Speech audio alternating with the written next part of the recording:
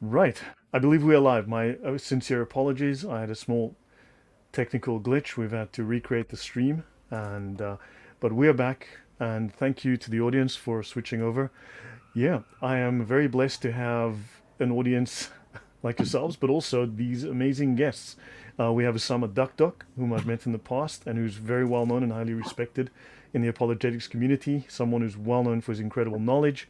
I've got Paul Sutliff, who I've spoken with on many occasions, and he does great work exposing the Sharia. And of course, Saint Murad, who has recently created a new Quran translation, which blew our minds, as you know, and his new insights have really changed people's perceptions of the Quran. And of course, Usama Dakdok has also created his own Quran translation, and hopefully we can have a discussion around that. So I'll give a moment for everyone to trickle in. But yeah, we had a very, very busy chat earlier. But yeah, in a few moments, everyone should come back. Hey, Islamic Origins, welcome, Mel. So yeah, Paul Sutliff, I will start with you. You're the one who asked, who mentioned that we should have a little discussion about this. Tell us a little bit about who you are, what you do, and your thoughts about why you wanted to have this particular discussion. I'm I've been doing work on civilization jihad for a long time and have pretty much been into apologetics for many years. But I got into from civilization jihad, looking at that point, and then discovering exactly what it is that Muslims, what they're trying to do, required me to learn a lot more about Islam than I originally wanted to learn. So I got into this, I would say, backwards. I'm a teacher by trade and I didn't go into the apologetics field. I did study to be a pastor, but no. And then I've been doing a show called Critical Thinking versus Sharia. It's listed on YouTube and Rumble as the Sutliffian Report.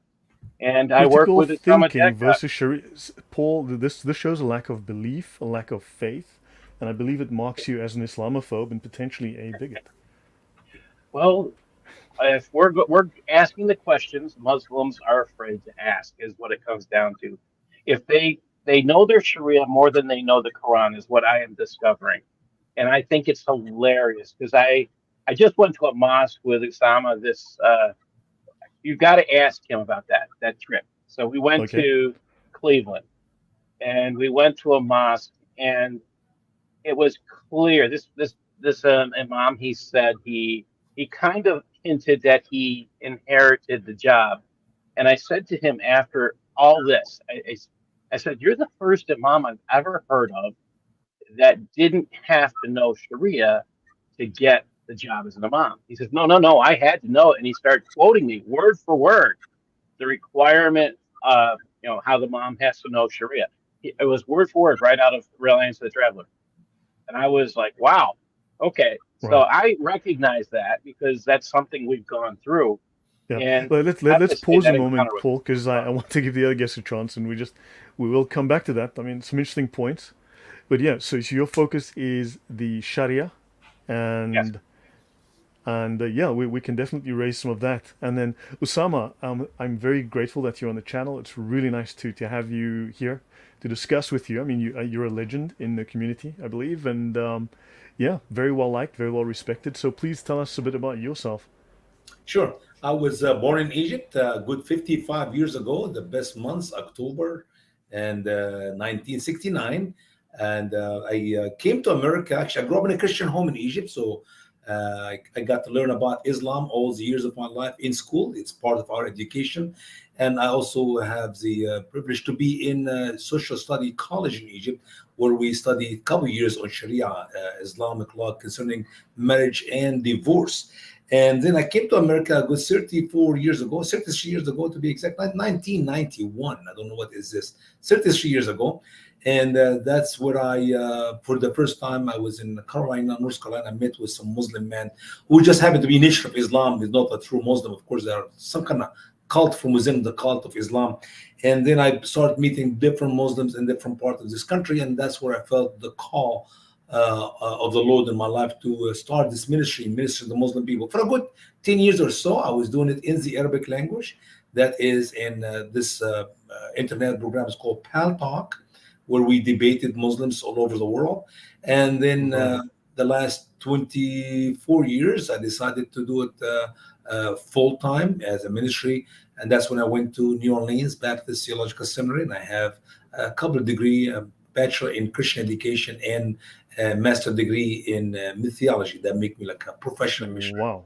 And then I decided to go ahead launch this ministry, and I picked up some books of the Quran because in the English language, I said there's no reason for me to really translate the entire Quran. Somebody translated it before me. There was no point from wasting time to go from Arabic to English. But I was looking for specific verses on specific topics, as I talk about what the Quran teach about Jesus, or what the women in Islam, or jihad, or whatever the topic I was looking for. And I know my Arabic verses by heart, so I go to the English language to copy the translation. Shocking to my bone that not even one accurate verse of all these few books I bought. I kept buying these books until I got maybe 10 copies, and that's when I met with Dr. Moody Adam. And in Florida, actually, I was in a church in Florida, and I met with him, and he have his translation. I got so excited. I said, "Wow, you have your translation?" He said, "No, that's an old translation." I said, "What do you mean old translation?" He said, "This is what it is." But he had some bold statement to it, few bold statement. So I looked at his, I said, "Man, it's still wrong." I said, "Here is a verse, here is what Allah said in the Arabic, here is what you have in your English." I said, "Usama, this is not my English. That's an old copy. After 100 years, you lose your copyright. Anybody can print it and you can do a little adjustment to it." So he actually challenged me to put the Quran in accurate translation. And I saw this would take me, 4 months or a year. And I spent literally 4 years working so hard to fix up all the sugar-coated verses of the Quran, or the watered-down verses of the Quran, and we put it in accurate English translation. And it's I have two questions. Sure, bro. Did you use the Hafs translation? The Arabic one, yes. Hafs is the one we have in Egypt, and that's the one I picked up to translate my Quran, yeah. And then would you say that the English Qurans, because it seems it's not the Quran, I mean, there's the Bible, but it seems they are the Qurans, plural.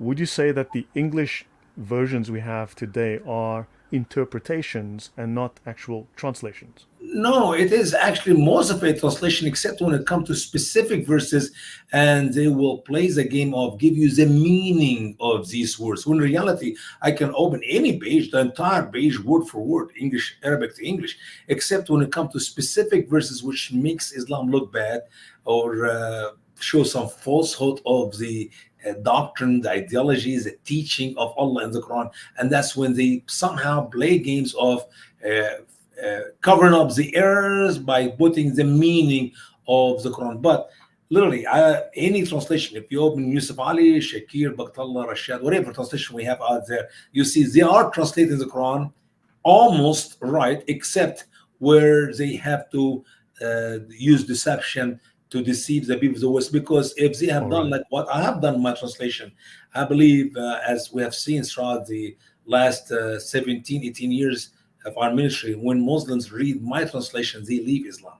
If they investigate, not to just jump onto the conclusion that I am lying and I have evil translation, because we just point to the reality of what the Quran actually teaches, not what Muslims want it to be. Okay, great. Thank you. Let me pause a moment. Paul, I just want to come back to you before I go back to Saint Murad.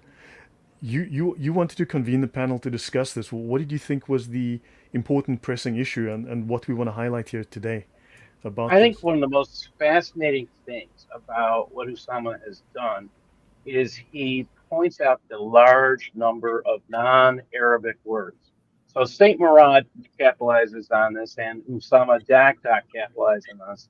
I think this is a huge point, and I don't think enough people cover that. And Usama's translation, I tell you, I still consider reading the Quran penance type activity. There's no details in it. It's completely con man language, but I think that this translation, his translation makes it easier. And there's another thing he does, which he's probably not going to talk enough about, but it's the way he divided the chapters up in his little commentaries. I think that make it easier to grasp what's going on. Right, thank you. And Saint Murad, are you there with us? So you're on mute at the moment. Yes, yeah, sir. So fantastic having you back. I've been following all of you for a long time, and I've had you on twice before. So, Saint Murad, please introduce yourself to the audience and tell us a little bit about your thoughts in terms of what we've just discussed. Yeah, well, my name is Murad, and I am an ex-Muslim, and I have been an atheist for like 10 years, but now I consider myself a classical theist. So this is my religious conviction at the moment, and I look at Islam from like an outsider view.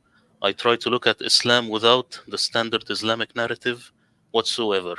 So I cast the Hadith aside, I cast the interpretations aside, even Sunnah and Shia.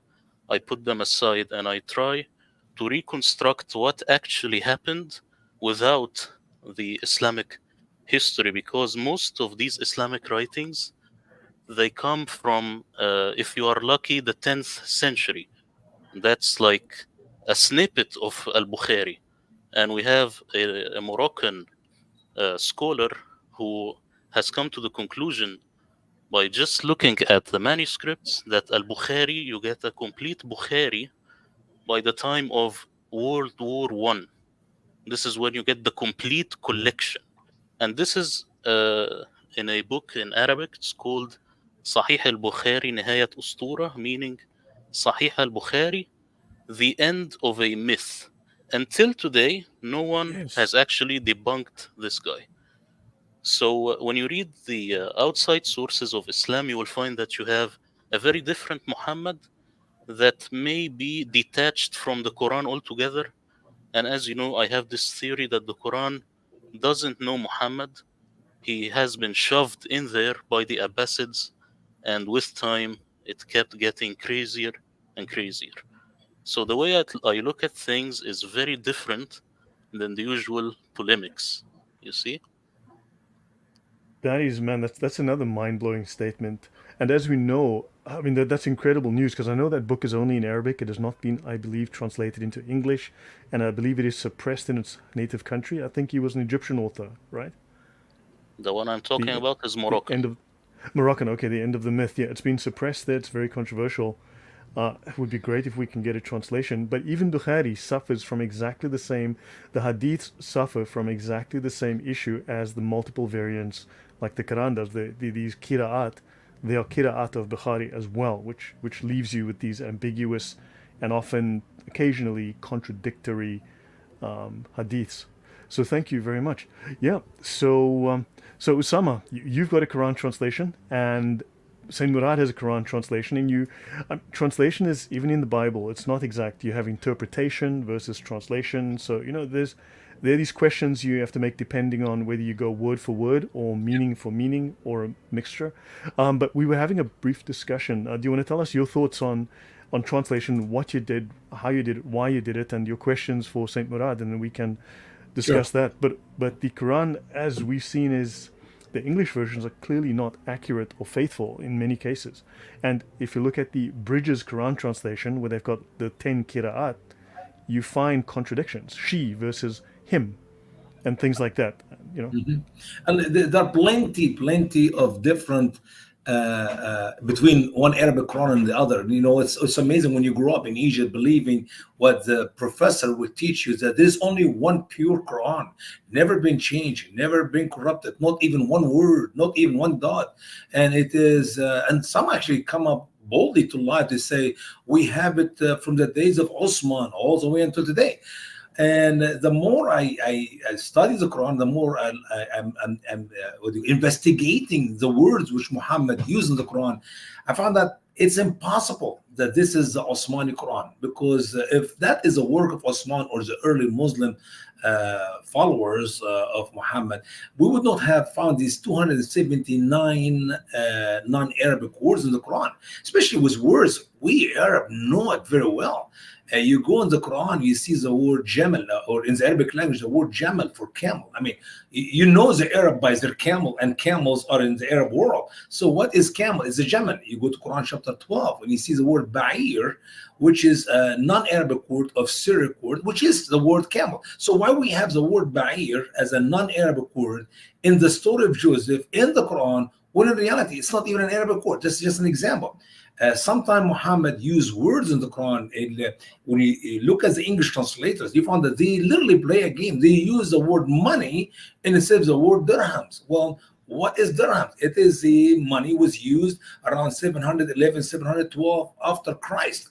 That is 80 years after Muhammad died. But somehow Muhammad mentioned in the Quran that Joseph was sold for few pieces of dirham or little price Right. of dirham. So how can you introduce dirham in Joseph days? That's literally 1700 years before Christ. Even if you put it in Jesus days, it does not work. Even if you put it in Muhammad days, it does not work. So obviously, the Quran of Muhammad, as my friend brother Murad said, was accurately have nothing to do with Muhammad. Somehow, a few hundred years later, we come up with that Quran, and we got plenty of different Quran, thousands of words different. Just a quick example here. Lamasa, lamastum, the Quran, which is used in Moroccan, is actually had sex with. Lamastum is touched. So what word should I translate? In my translation, I put if you have touched a woman, because that's the word lamastum. Lamastum is had sex. Even those are too close to each other. If you're not careful when you read the Quran, you'll not catch mistake. But there are many crosses. But what makes me put my Arabic translation of the Quran is very simple to the English class, because they lie bluntly on specific words, which, by the way, I heard Brother Murad talk to Adam Seeker on that topic, and he hit so many of these words. It is beyond imagination. It's not, as I said earlier, a mistake. I mean, when you translate, you're not infallible. You make mistakes. You maybe put the wrong word or the wrong meaning, misunderstand it. But no, these people knows exactly what they're doing, and they are on purpose deceiving the English speakers to make them believe in Islam, not the one which we have according to the word of Allah in the Arabic language. I have a question then.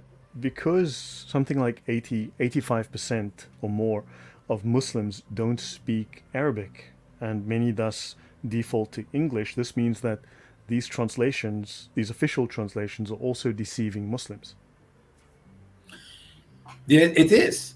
It is, because sadly, it's 13% are Arab. And you know what's amazing? Even when you look at the Arab-speaking Muslims, half of them never read the Quran. And the first time I met was a bunch of doctors from Saudi Arabia, a conference from Saudi Arabia, and I saw these are doctors from Saudi Arabia. There must be scholars of Islam. I was shocked to my bones. All of them are drinking in Cairo, one of the hotel in Cairo. They're all drinking, having party, and not one of them know a verse in the Quran.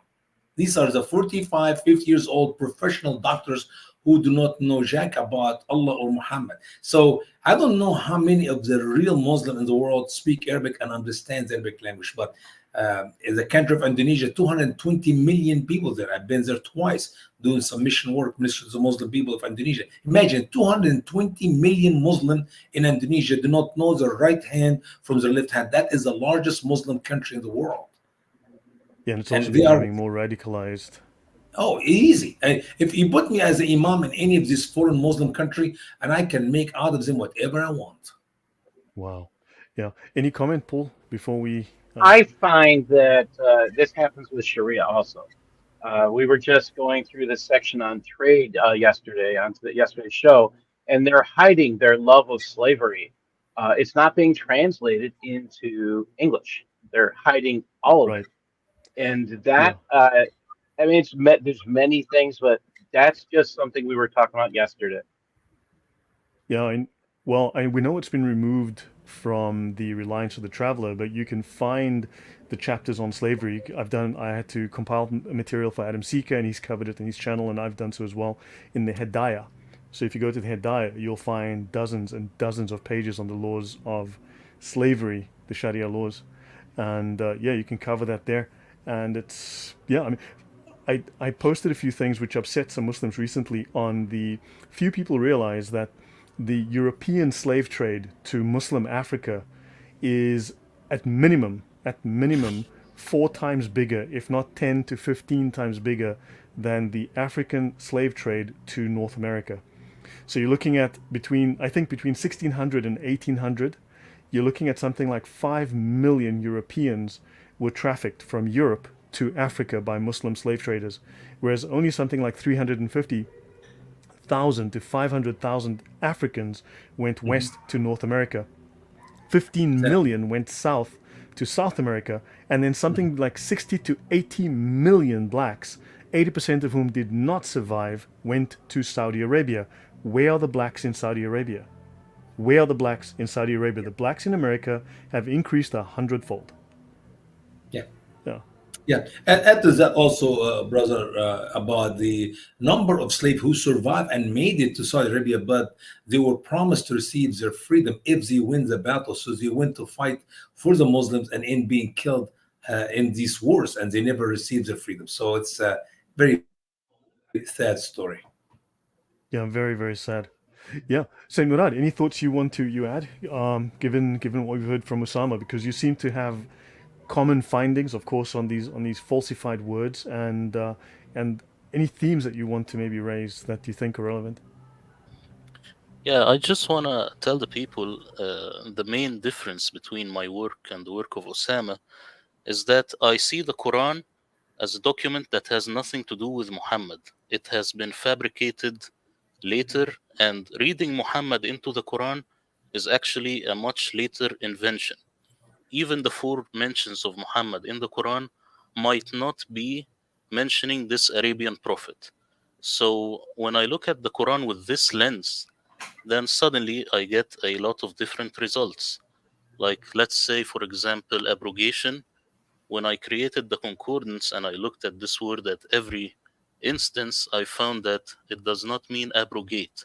Because if you look at nasakha, it means make a copy or transcribe, something along those lines, or inscribe also. So how are we confident that this means abrogation of verses in the Quran? This comes from the Hadith, and also the idea that the Bible is corrupted. It comes from the Hadith and from later exegesis of the Quran. It's also a medieval hoax, if you like. This idea that the Bible is corrupt. The Quran never says that the Bible is corrupt. You see? So also Yeah. when I look at the Quran mention Injil, it's very strange that it doesn't say, for example, Anajil, which would be multiple gospels, but maybe it says the Injil with the Nasara because Nasara, they are not Christians. They are a heretical group, which are the Nazarenes. So they had this one Injil, which would be a corrupt version of the Gospel of Matthew. So this is how I look at things. I look at it from the lens of just the people that lived at that time who looked at Islam, Byzantine sources, Jewish sources, Sassanid, Persian sources. So I come up with a lot of different results. That's the main difference. And back to you, Lloyd. No, thank you. Osama, your thoughts on that, because this. Well, it's I think until I read Brother Murad and translation, really, I will not be able to come up with a fair judgment. But as an Yeah. example, use the word Injil. Well, the word Injil is not an Arabic word. I had a problem in after almost 2 years It's of an Ethiopic word, in fact, and yeah. it's an Ethiopic word. Yeah. So, but what happened when I was working my translation, I had this my Arabic book, and I have every time I see a word I do not understand, I remember very well, put it in pink color, pink color, pink color. So I ended with literally a good 600 words into pink color. Now you go back to the dictionary, look at that what Muslim scholars will try to tell you what actually Allah meant by that word. Amazingly, I found that sometimes they give you 7, 8 different opinion. If you go to any of the scholars, Al-Tabari or Ibn Kathir or Al-Qurtubi or Jalani, so now we get a bigger problem. He meant A, B, C, D, E, F, G for the same word. Which one is the right word? So sometimes in the beginning, I said, I make my head a little bit bigger. I'm not going to make a big deal because my heart desire is to show the falsehood of the Quran, the errors of the Quran, the contradiction of the Quran. And so I kind of went with what majority Muslim scholars said what the word is. But when it comes to some specific words where I could not find in the Arabic dictionary, and I almost struggled to the point that I almost quit. I'm not going to translate this book. I wasted 2 years of my life because there's so many words I do not know what it actually means in the Arabic language. Until I met with Father Boutros Zachariah, we were doing some TV shows with him in California, and he told me, Usama, have you ever thought that these are not Arabic words? I said, excuse me, what? I'm talking about the word of Allah in the Quran, the pure Arabic, the easy to understand, as Allah declared all over the Quran. He said, no. He said, these are not Arabic words, period. So now I get a little bit more hope. I went back online and do some searching, and surprise, there are great scholars who did a great job to point to all the foreign words in the Quran. And believe it or not, as I download this document and I look at my pink words, it was almost in the right order. The pink word of the Quran, it is not Arabic word. It's Hebrew. It is Syriac. It is Coptic. It is Ethiopian. Whatever language Muhammad or not Muhammad, those who helped Muhammad to write the Quran after, I believe, a good maybe 100 years after Muhammad died, or maybe longer than that. That's where we see all these foreign words. That helped me a lot to figure out, the word gospel is not Arabic word. It's actually good news. And what is the good news? And when Muhammad did not give us any good news, except Muhammad said that Isa said the good news that there will be a prophet come after him. His name is Ahmed.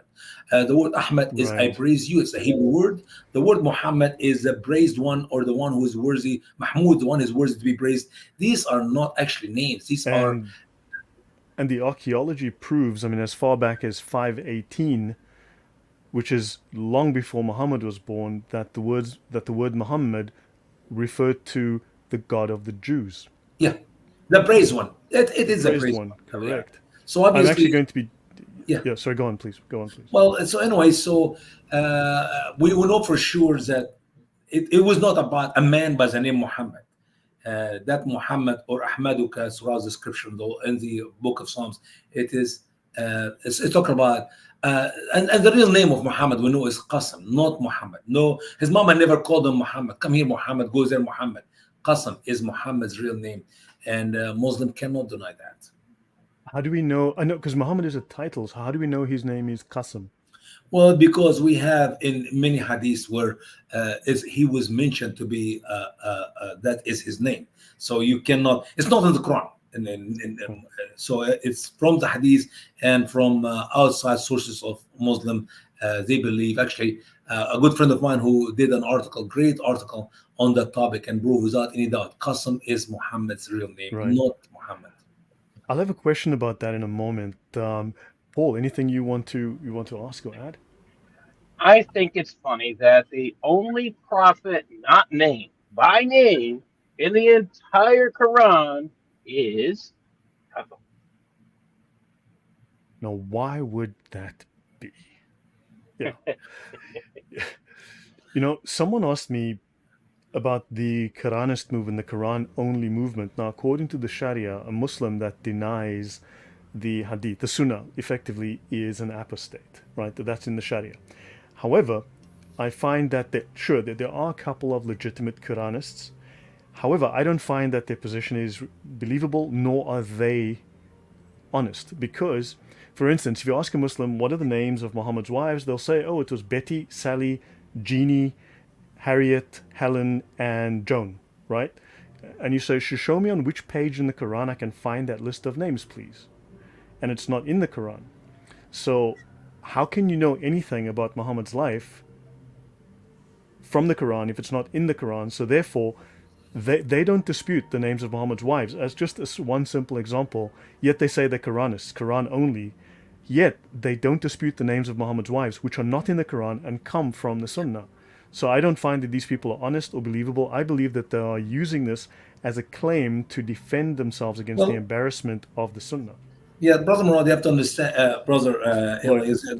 Lloyd, I'm sorry. The problem with those Quranic only people, they do not know the Quran itself. The reason they reject the Hadith because there's so many of the saying of Muhammad and the action of Muhammad, the Sunnah of Muhammad. It is unbelievable, immoral. But the Quran teaches the same thing. I mean, if I give you a good example, they would say, well, We don't believe in the hadith because Aisha said Muhammad married me when I was 6 and had sex with me when I was 9, and he died when I was 18, which Muhammad had to be 54 when he was involved No, with but 9 was a woman back then, and 9 was equal to 18. The numbers have gotten smaller. 25. They've halved in value. Around 25 and few days. I understand. Yeah, But so the numbers have halved in value since then. So things so have changed in the Oh, last hold few on, hundred hold on. We years. got a problem there. right. We got to remember this is a lunar calendar we're talking about. Yeah, yeah, you know. But in reality, you go to Quran chapter 65 and you read about the divorce, something I studied in college in Egypt, and it blew my mind. I couldn't believe that that's what Allah teach. There is no such a thing as age. This is I consider myself to be an expert on marriage and divorce in Islam because that's what they taught me. So you can marry a child after birth when you know she's a female. There's no age of Yes, the of Sharia that has no age. okay, Yes. now, but to be involved with sexually, they will tell you she have to be baligha, means she have to be come to the age of puberty, which is not true. Why? No. Because Quran chapter 65 verse 4 said, you divorce an older wife and you doubt in your mind that she maybe is pregnant, there is a prescribed waiting time of 3 months. Within 3 months, she cannot be married to somebody else in case she's pregnant by you. As well as for those who have not yet begun menstruation. These are little girls, according to most scholar interpretation, like as Right. for example, Tabari. So what is the age about 8 or 9? We just take 8 or 9 to follow the sunnah of Muhammad. That's what Muhammad did. So the Quran and the Hadith are both immoral when it comes to the topic of Right. marriage to little children. So, but most likely they will reject the Hadith because they only want to go with the Quran. When in reality, you cannot even practice the Quran unless you believe in the Hadith. As Allah states throughout the Quran, obey Allah and obey the messenger. You cannot obey Muhammad when you know nothing about what Muhammad said, because nothing is written in the Quran was the teaching of Muhammad. But what we know about the saying of Muhammad is what we must obey as Muslims. Therefore, you have no option but to believe Allah, His word in the Quran, and the Hadith, which is Muhammad's word. Otherwise, you'll be living in disobedience to all the command of Allah to obey Muhammad. Thank you. Yeah, Saint Murad, any thoughts from yourself?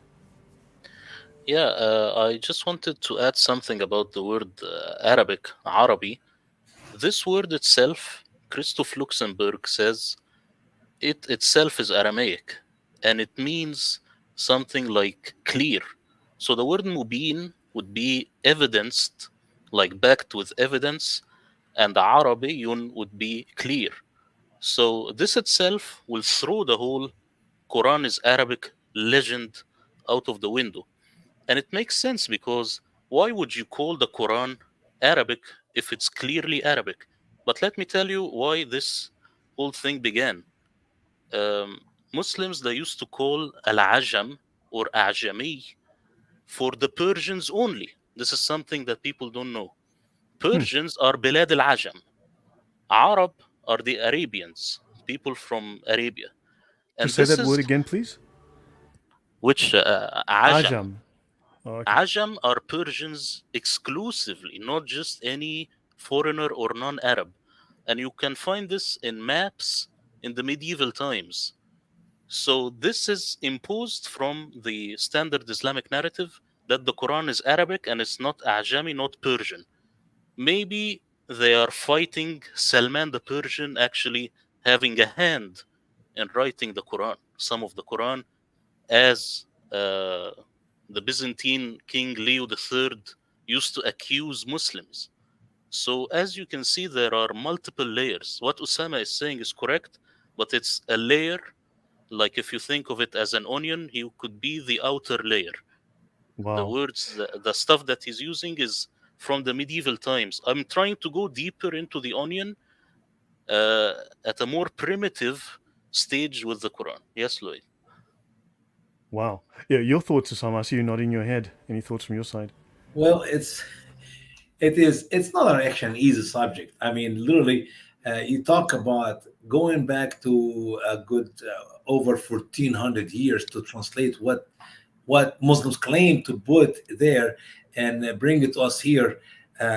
It's unbelievable. But the beauty of it, the more you know about the sources where Muhammad copied his material from, the Old Testament, New Testament, and many of the what we believe to be not true gospel, maybe this will help us. And also, if you put in your head, that, wait a minute, there are these foreign words. Perhaps the guy who was writing that specific passage or that portion of the Quran is some guy from some Syriac background, and that's why he will pick up these specific words there, and you see it repeating from one place to another place. The contradiction between what Muhammad put in the Quran and the true uh, source of his story, it blow your mind. And the more you dig in deep it and you see the repeated portion of the Quran about the same story, we talk about Moses all over the Quran, Abraham is all over the Quran. The more Muhammad repeat himself, the more you can see it. This is not an Arabic Quran. This is a copy from other source, and here is where we have the misunderstanding. Even sometimes you see confusion between two different stories, and Muhammad puts them together. As a matter of fact, there are some passages in the Quran where three different accounts from three different periods of life and different background and different, and he puts them all together in one story. And you cannot help it but to laugh. Sadly, most Muslims, they study the Quran, they work so hard to memorize it with the shake of the head. And Murad knows that as an ex-Muslim, front and back or right and left, and they have no idea what they're saying. I have met Muslims in foreign countries who memorize the Quran much better than most Arab, and they have no idea what they're saying in their recitation. It's demonic work. It's unbelievable. Right. Couple of points. I just find it crazy that there's not a single Christian, Orthodox Christian story that is accurately written in the Quran. It's all mythical, children's tales, Jewish Mishnah, or Gnostic, but not a single actual Orthodox Christian story. And that's what Right. caused me to write Yeah. my two books, exposing the truth about the Quran, the revelation of errors. A good 750 pages. As a matter of fact, my editors, The revelation of errors. yeah, Let me bring that up. my editor took another 150 pages out of my translation. I don't like it, but they said, Usama, you repeat yourself. I said, but Allah repeat Himself. Why can't I repeat myself? No, let's make it short and sweet. So these two books were a shocking thing to those who have read it, because we know where the story come from. But Muhammad destroyed every copy, literally every story he copied in his Quran. Okay. Amazing. Saint Murad, you were going to say something?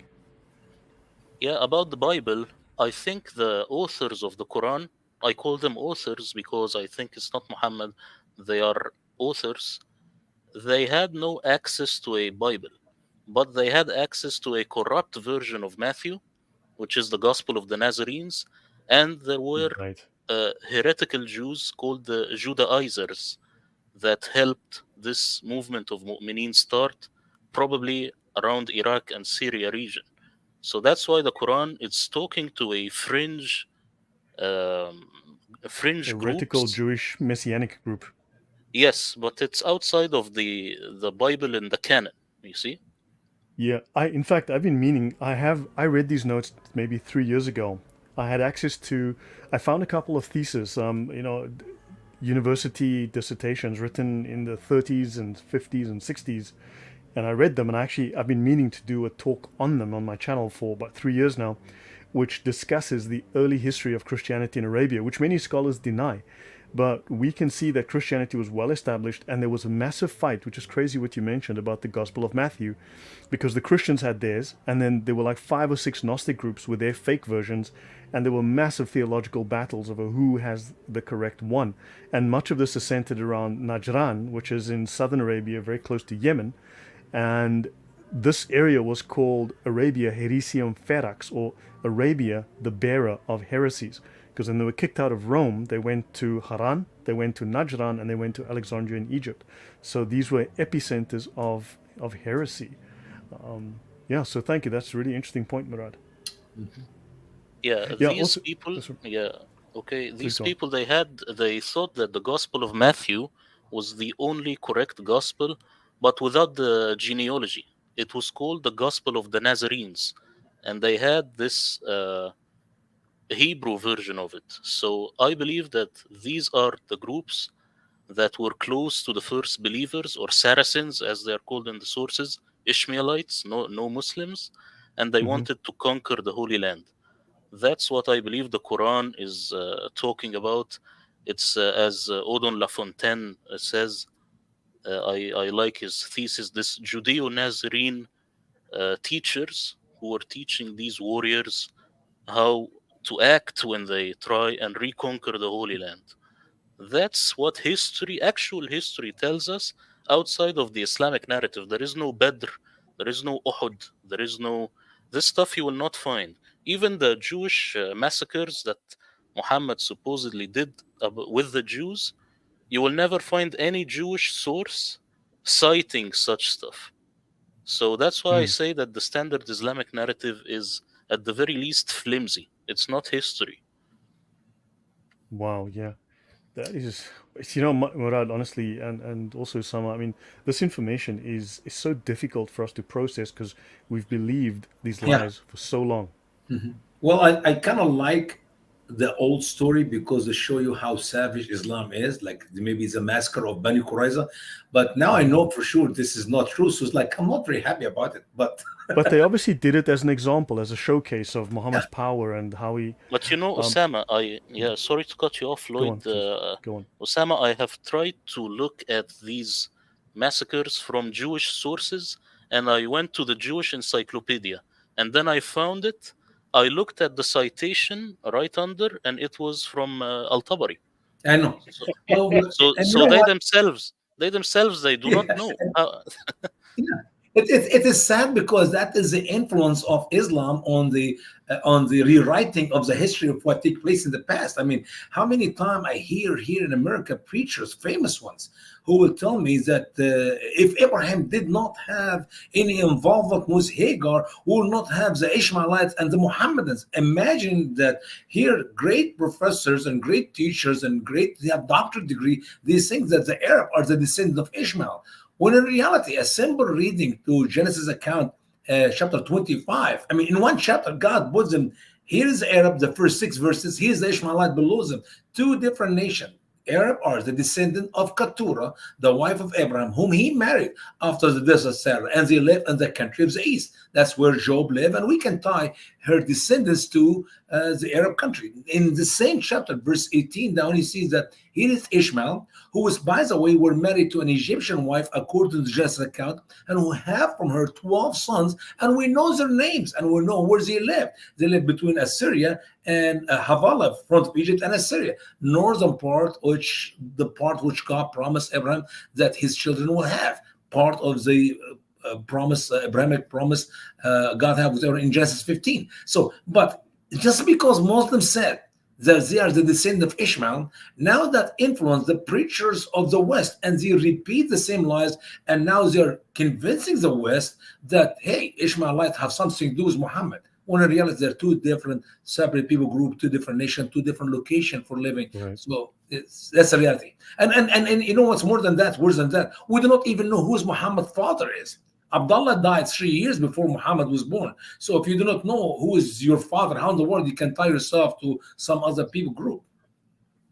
yeah, I have two No, points that, yeah, sorry. But go on, oh, Murad, please. Go on, okay, please. only these 2 points, then I will listen. I just want to tell Osama also that the Quran never mentions who was going to be sacrificed. You know why? Because it is 100% Isaac. Because the Quran knows that the listener has the correct assumption from the Bible. That's number one. Number two, about the word Saracens, in the sources, people they say it means that because the Muslims were the destitute of Sirah, but actually Mm. there is another reading for the word Saracens, which Hmm. could be even turned into Arabic Sarraqin, meaning those who keep stealing, who keep plundering. So Wow. this is another way of looking at it. So Saracens could be the thieves, the plunderers who keep on plundering. It has this magnification in Pirates. the word. Yes, which is Yeah. terrible, terrible. Wow, Murad. Every time you speak, honestly, I just you just completely rewire my world. It's very difficult to keep up. Before I mention my comments, Paul, anything from yourself? Because I mean, this is mind blowing information from our two guests. I've had fun with Usama, working with Usama on his. He's been doing a regular show where they're going through the Quran. And what Murad talked about, he actually just spent some time ago talking about going right straight through the Quran, saying, "Look, this." this person who's getting sacrificed can't be Ishmael because the Quran refers to Isaac here, here, here. It has to be Isaac. And the thing, I'll say this: he's been going through the book of Yusuf, or you would sorry, the chapter of Yusuf in the Quran, Joseph, and I find this hilarious because I call the Quran conman language. I say it's written by someone who knew Arabic as a second language. I'm an educator. Uh, I work in the inner city. I recognize certain quirks in the Quran that indicate there's no way this was not written by someone who didn't know the language as a second language learner. There's no way. Well, what I'm finding Hmm. also is, and I say this over and over again, the Quran is written, and I say it's written in conman language because it's written in generalities. Anybody who studies intelligence analysis, Mm. anybody who works in law enforcement, cannot read the Quran and not recognize it's written in conman language. Mhm. Understood, yeah. I just want to mention this has been making rounds on X, so thank you for reminding me in the comments, whoever that was now. Outrage in Iraq. Outrage as Iraq considers allowing girls aged 9 to be married. Now, you can go to Islam QA Just and find that there is no lower age limit. Any age, as Osama correctly said, is allowed. So a girl could be born a week ago and she can get married now. So yes, and also this is becoming more blatant because the West has taken a very weak position. It's culturally lacks confidence, and we need to assert ourselves. And of course, Muslims feel that they can now openly become the religion of pedophilia. Sadly, so yeah, so this is happening, and this is something to be aware of. Osama's book, The Revelation of Error, fantastic title. So yeah, do you have a electronic copy of this for people that they can Yes, download? it's available. Volume 1 and 2, Okay. both of those. Yes, Excellent. So that where can people find that? on Amazon or our website as well. Okay, fantastic. And I'll try and get those links up. If someone could find the links on Amazon and on Osama's website to the books, please post them in the chat. And I know people have been posting the link to Murad's free copy, the partial copy of his new Quran. And then also, I wanted to bring up this for you two to. I have a question. This is preempting. So, but Saint Murad does not have his PowerPoint presentation with the samples of his translation with him today. Usama, perhaps, and Saint Murad, could we maybe in a few weeks, because I'll be traveling again soon, so maybe in like 3 weeks to a month, could we have you guys on with some of Saint Murad's samples of the mistranslations of the Quran and have you guys discuss that? Because I think this would be a mind Oh, blowing that'd be awesome. education. Absolutely. I'll be happy to work with Brother Murad on that subject. Yes, sir. That would be fantastic. Thank you. I'm very honored. Yeah, this is Arthur Jeffrey. Now, this is from 1937, 1938. He published it. I know this is not fully, this is a little bit out of date. Even I've discovered additional words that one could add to this list. But I want to just go to the bottom of the list and I'll work my way up. So, he at the time, back in the late 30s, he discovered there were at least 2,059 foreign words in the Quran, and he had 55 different languages, from Turkish to Slavonic to Sinhalese. I mean, that's from India.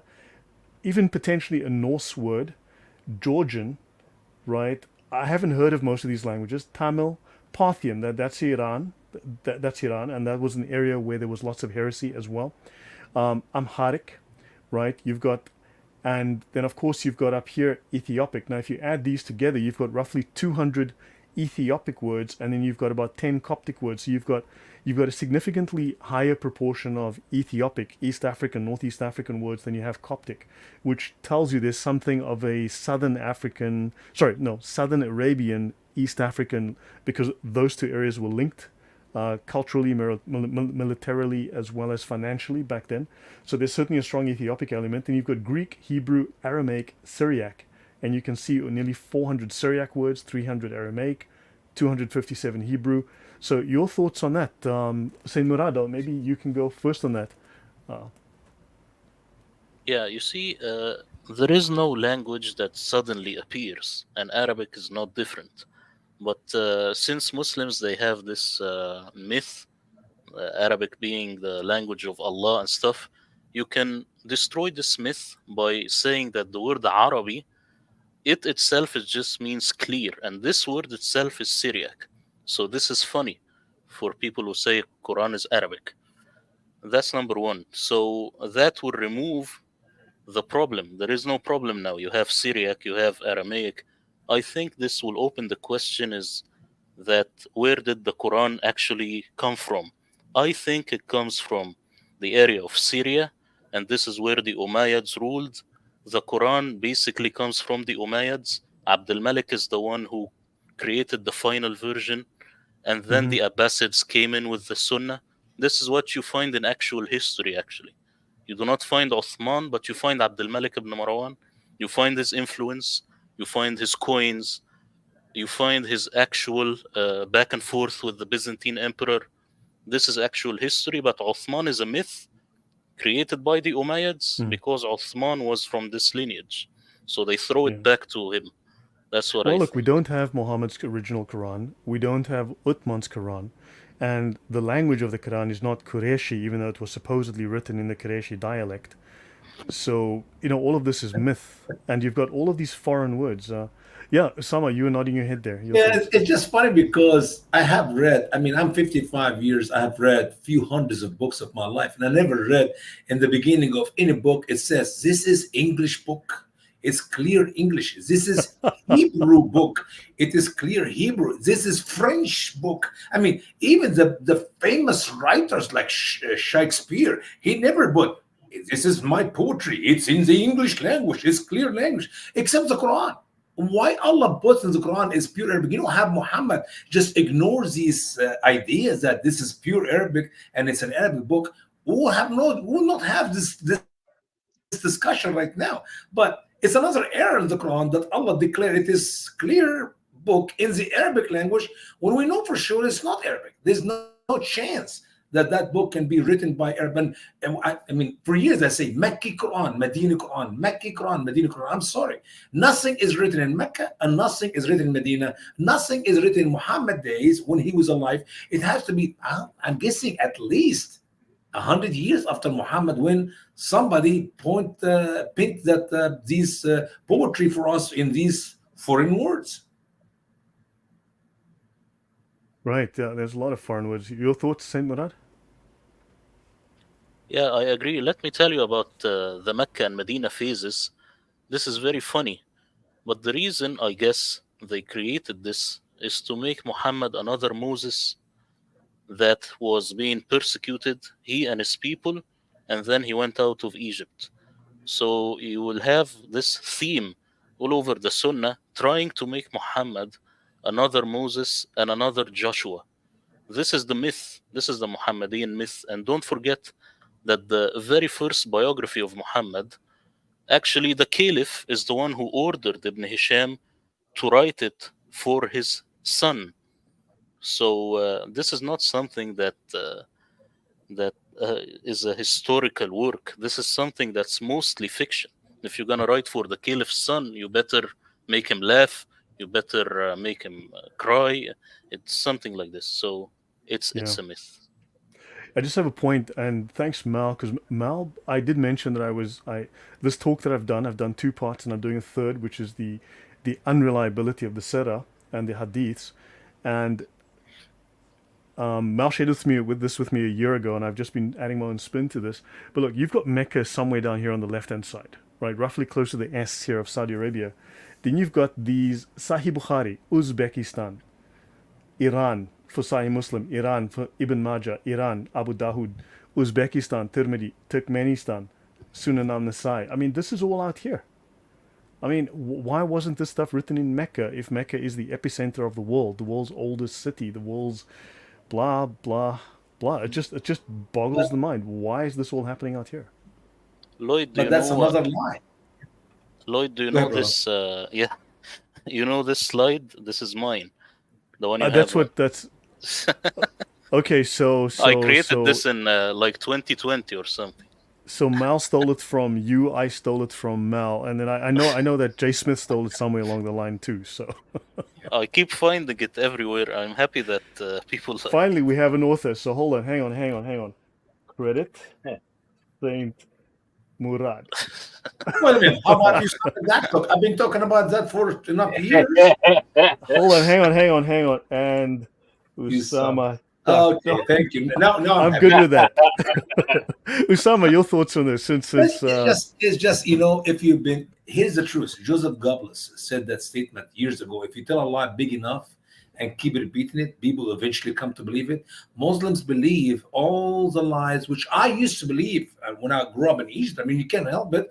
I mean, you study, you pass the test, you put the answer in the answer sheets, and we know how the Holy Mecca and the Holy Medina and the immigration. And then you see, wait a minute, how many Muslims actually believed in Muhammad in the first 13 years? 47, 48.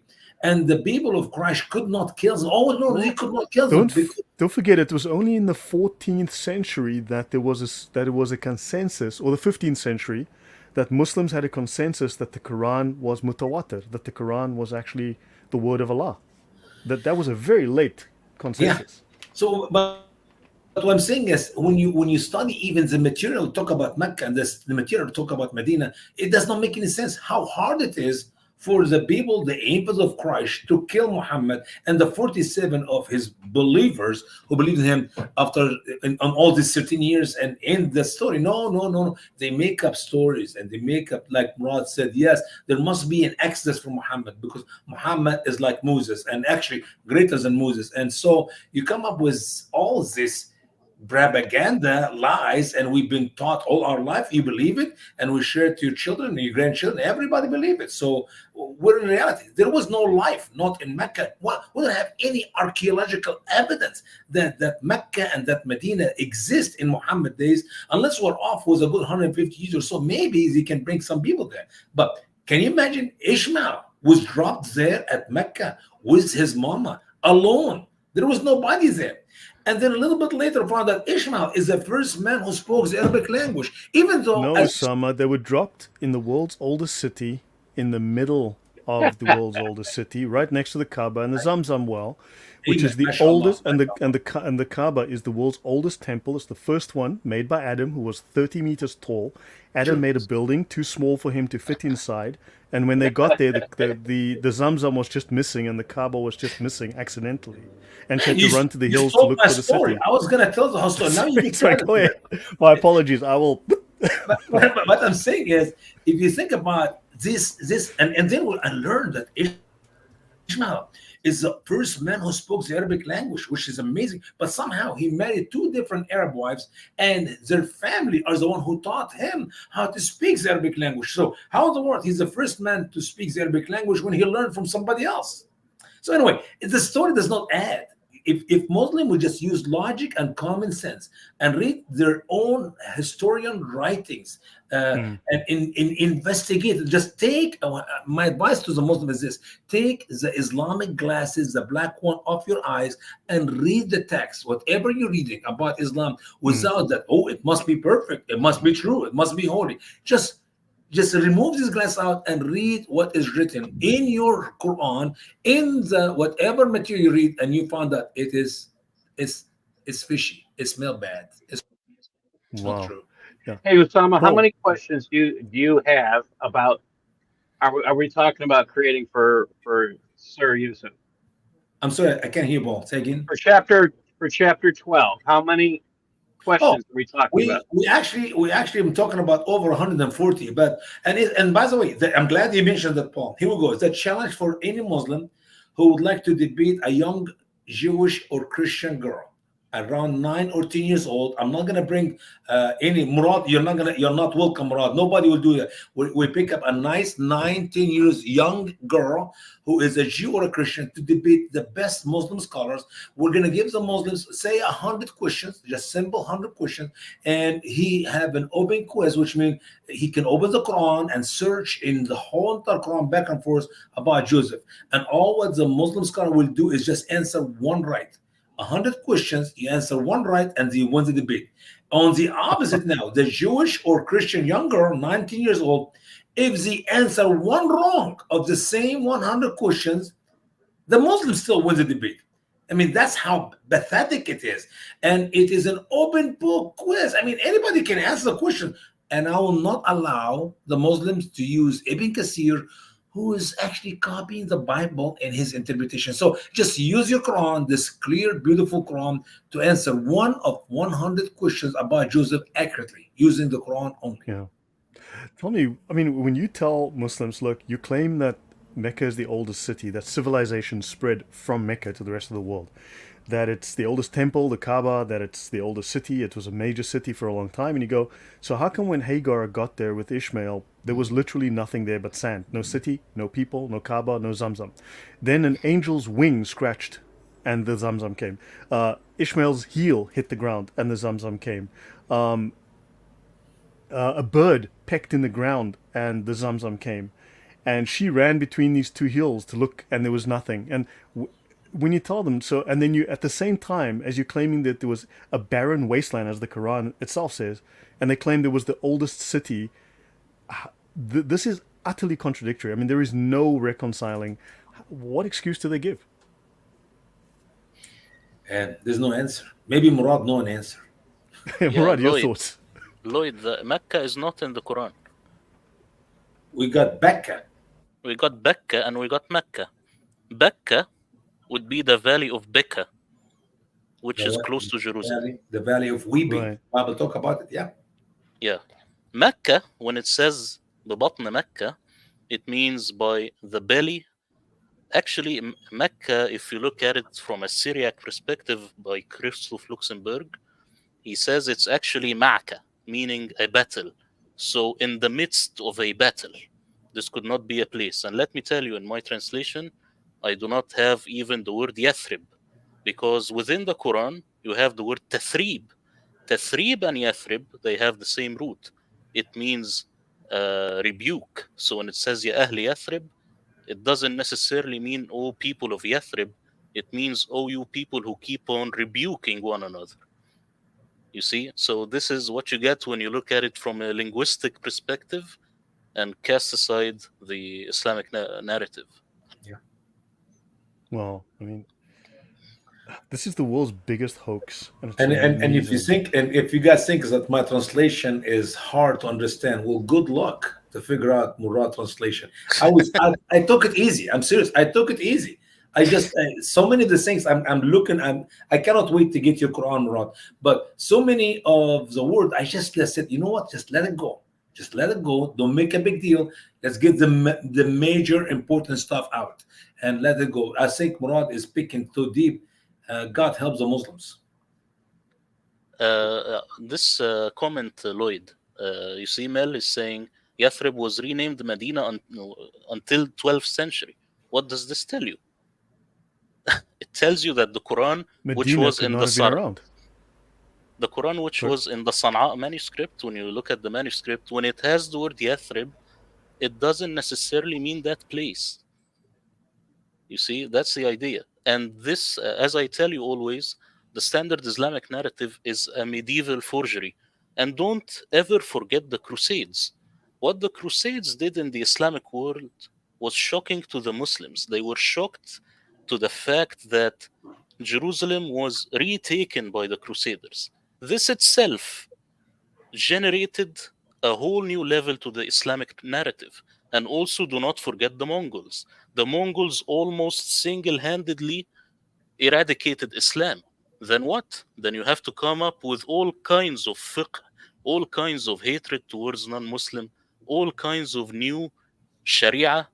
And of course, you know the Sharia much better than I do. It kept getting bigger, and the legislations kept getting harder with time to combat these forces. And the Sharia was really, it only started forming around what, 850? And it didn't take any kind of definitive shape until about 950. But in truth, it was only completed in what, the 1500s, maybe the 1600s? It was only really, so it took about 900 years to develop the Sharia. And I'm assuming, like the Quran, like the Hadiths, it developed over hundreds of years. Paul, any thoughts from yourself before I go on?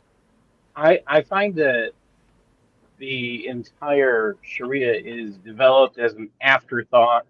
I'm not sure after what, because sometimes I wonder if the Quran pieces were created first, and sometimes I wonder if the Hadiths were created first, or if the Sharia was created and they tried to dance around things. But you find problems with that where Muhammad says things like water is pure, all water is pure, and then the Hadiths say, and that's from the Hadiths, and then you find the Quran correcting Muhammad, and that stuff just makes you laugh. I'm sorry. Can I add one thing, Lloyd, about the Sharia?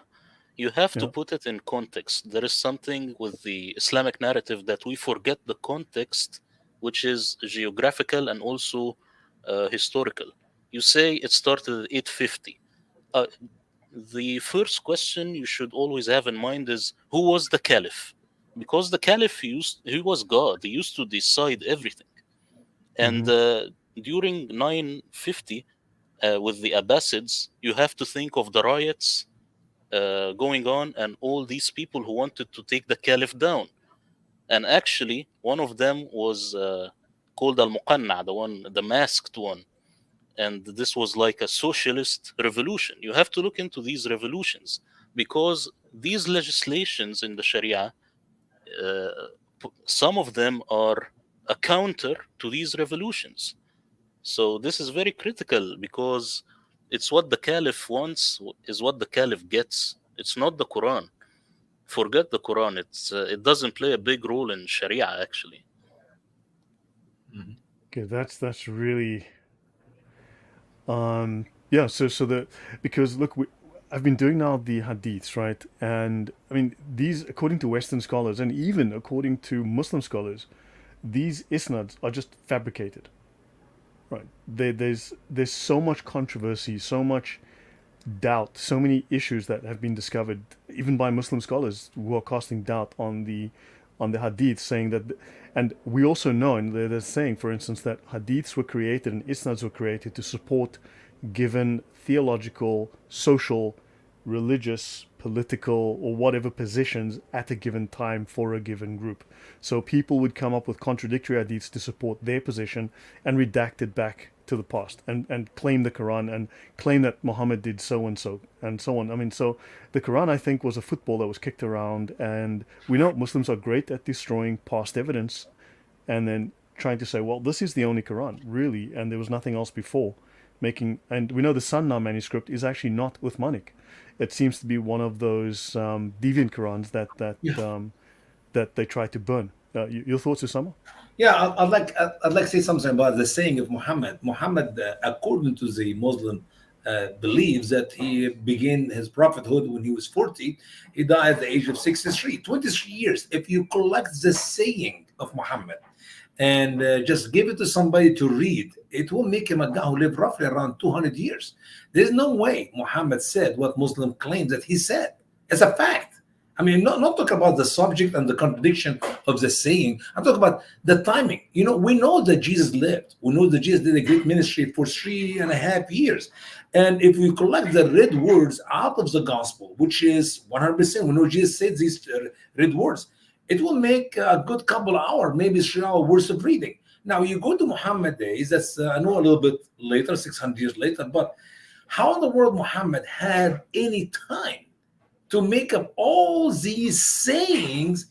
Some of them are lengthy one, and some of them just full of nonsense, and say, oh, Muhammad said this, Muhammad said that. The chance for Muhammad to say all what he said is a slim, zero chance. But Muslims love to say good words for Muhammad because they believe they receive a blessing for saying it, and they Right. believe a blessing for everyone who obeys. And that's where you come up with all the saying of Muhammad. Yeah. Even within the Islamic sources, for instance, I spent a year sitting with Umar the first son, Abdullah, right, who died 693, said one legal scholar, and I did not hear him transmit anything from the Prophet. And then we learn from another scholar, writing around 740, observes, I never heard Jabir ibn Zayd say the Prophet said, and yet the young men around here are saying it 20 times an hour. And by the way, some of these names in the list of names, so and so heard, so and so heard, so and so heard Muhammad. Some of these names never exist. I don't even know who these people are. Nobody knows who they are. Right. So it's not because you give me a narrative by so and so and so and so that means these are real people who exist. We do not know if Muhammad exists, for heaven's sake. How do you know about the rest of these names? Who it's just nonsense. Yeah. No, there's a lot of fabrication going on, and clearly a lot of, yeah. And we got to Paul? remember who pays the biggest penalty. It's the person who actually believes in this stuff. Fair enough. Fair enough. Yeah. Saint Murad, any thoughts from yourself? Yeah, I was thinking about the Quranic readers, and there is something also very critical. Who is the first reader of the Quran? You will find that it is Ibn Amir. Ibn Amir is maybe by the end of the Umayyad period or the beginning of the Abbasid period. So why there were no readers before, like by the beginning of the Umayyad period? And also, this writer called Raymond Ibrahim, he had a Mm-hmm. conversation with David Wood, and people kept asking, how did the Sunnah Shia split happen if the historical Muhammad is someone else? And he uses this as a very strong point to argue that the Islamic narrative is basically right. Well, this is because he didn't read the actual sources from that time, which comes outside Mm-hmm. from the Islamic narratives. The real Ali is not a caliph. The historical real Ali is not a caliph. His name was not Ali, it was Abu Turab, meaning father of dust. And this is mentioned in the second chronicle of Zuqnin, and he is mentioned as a rebel. So this was a rebel that wanted to get a hold of what's going on. And he never mentioned that he was from the line of Muhammad and he had nothing to do with Muhammad. The Sunnah Shia split is actually rebels that wanted to take Muawiyah out of the scene. And Muawiyah was a sort of a heretical Christian. He was not a Muslim. How do we know? Of course, I think you know this, Lloyd. He had all sorts of crosses on his Right. coins, and he had on his inscriptions. So he was like a heretical Christian, not a Muslim like today. So Muawiyah today would be a kafir, actually. Here we go. What a coincidence. I was Yeah, just plagiarizing this from you and Mal today. great But look, stuff. I'm following in the footsteps of Allah and Muhammad. And as you know, Allah works in mysterious ways. Exactly. Yeah. MashaAllah, MashaAllah. So here we have, I mean, Muawiyah and the Christian cross. So we see a cross here. You can see that here. And Mavia or Muawiyah, servant of Allah, Abdallah, and Amir al-Muqminin, commander of the believers. And don't forget, it was under the Umayyads that were just called the... No. There was a small sect within the Umayyads that called themselves the believers, and that name was adopted because eventually they wanted to create a fresh identity. I mean, I've discussed it in the past, I don't remember all the details, but Muawiyah, it's very possible he was a Christian and he was named after Queen Mavia. I mean, now you could say, for instance, that this was a Christian who was a servant or a soldier that worked for the Muslim, but there was no evidence of Islam or Muslims at the time, and it's very strange. You have coins like this with a fish on it, right? That are very Christian, and you have coins with crosses on them. And here you've got Muhammad. This is an inscription from 518. I've discussed this and others like it prior. Here you've got Muhammad in Sabaik from 518, and it refers to the Lord of the Jews, by the highly praised. So this is, and in fact, there's a different inscription which talks about Jesus. It talks about, but in the name of the Lord of the Jews and his son, the Christos. And it refers to Muhammad, and Jesus and God at different times referred to as Muhammad. So clearly these are Christians prior to Islam, and they've just taken No, no, this no, and no, said, no, no. That is sorry. Muhammad before he came in the flesh. Geez, sorry. Yeah, thanks. Let me tell you also, there is a source about Muawiyah. He went to pray in Golgotha and he prayed to Mother Mary. This is also in a source which really predates the Islamic sources which come from the medieval times. So this guy Muawiyah, he was a Christian, but a heretical kind of Christian, or you could say maybe a monothelite. This is a weird uh, sect that Heraclius tried to do. This was at the time when there was these fights about the nature of Christ and stuff. So this is really the milieu that Muawiyah the first appeared in, and as you can see, it kept this beginning movement of Mu'mineen. It kept distancing itself till it became the Yeah. Islam that we know today. Yeah, we've got a cross here and Muhammad. Yeah. You've got the name Muhammad and a Christian cross on a coin, which is insane. There's a bunch of crosses on this coin, and you've got Muhammad by name. So Muhammad was obviously, well, in this case, a Christian reference, and then possibly it became like a heterodox reference, a heresy. So, guys, I typically don't go very long on my streams. I try not to go too long. Usually, like an hour 15 is where I try to sort of keep my streams. But yeah, but I mean, these coins are a death blow. Can I maybe get you guys' thoughts on this? How long would you like to go? Would you like to go further, or shall we sort of reconvene at another time, and then Saint Murad can bring his materials, and Osama, you guys can. I mean, you guys are the heavyweights here, you know. I can. I think that's it's Yeah, I could just counter this, Sure. if you like, Lloyd, because there are Sure. a lot of people who say, well, Muawiyah, when he got to power, he didn't have much time, or he didn't have like the resources to mint new coins, so he had to work with what's there. Well, of yeah, course, this is a big scam, because Muawiyah, throughout his whole reign, he had the crosses, and the one after him, only Abdul Malik is the one who started removing the crosses. And another thing is, let's look at um, any other people who conquered Rome. Immediately, they changed the coins, so that they tell you, we are the new guys here. This is how it's gonna be. So keeping the crosses with the word Muhammad, and this word actually, if you read it in Aramaic, it could be Yasua. Just type in Google Yasua in Aramaic. So Yasua would be the correct name for Jesus. So this, Right. what you see now, Muhammad, it could actually be Yasua. This is just what I want to say.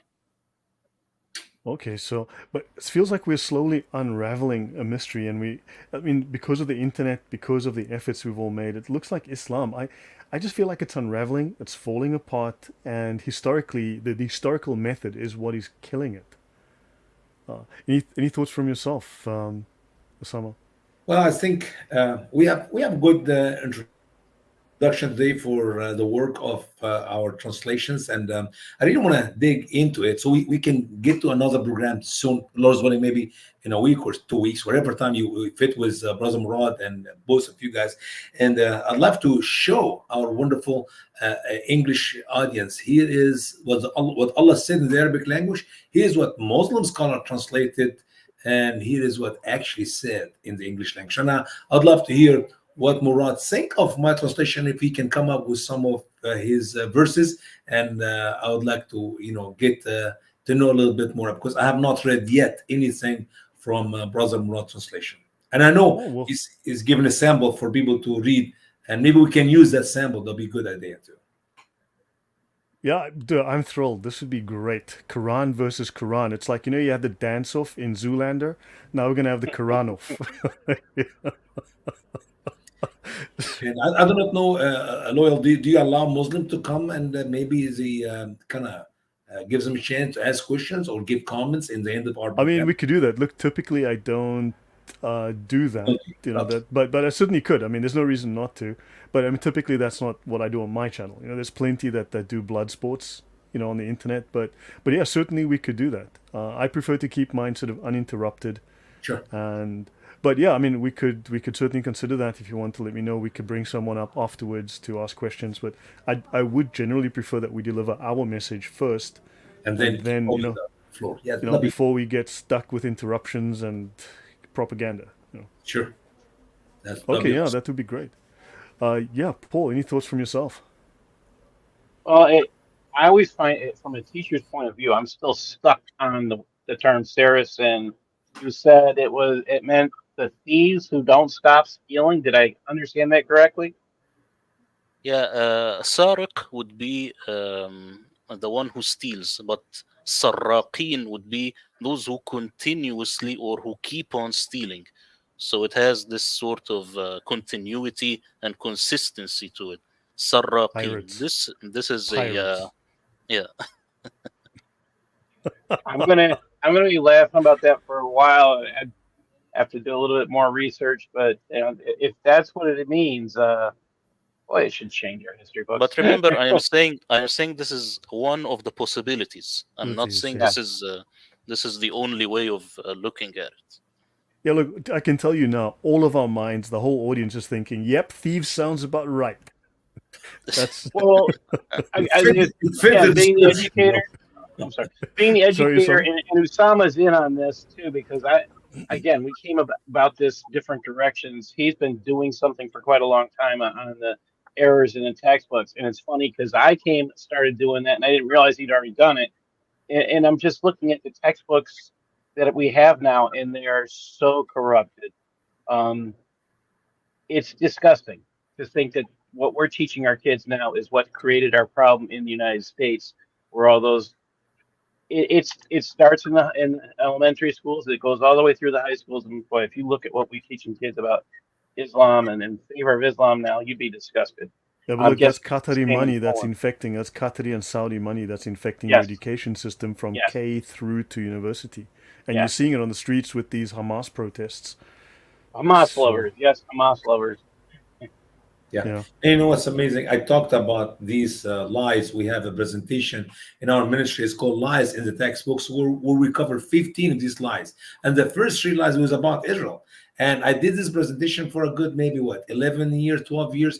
And I never thought that the result of this brainwashing our children in our public schools will be up to that level, because you're talking about over 90% of those protesters are actually from Christian homes. Some of them are Catholic, some are Baptist, some are whatever. And of course, a bunch of them are gay and lesbians, standing with the Palestinians, less than 10% of them in 200 colleges. And here's my expectation is this semester, it will be 600 colleges. As a matter of fact, if Trump won his election in the following semester, it will be even in high schools, because we already brainwashed our children from 2002, 2003 until now with all these lies about these occupiers and blah blah blah. All this, I'm not going to get to the top of this today, but maybe that's another subject for another time. But that is the result of brainwashing our children, and Yeah. here we see the result. It is actually the Palestinian using our children as useful idiots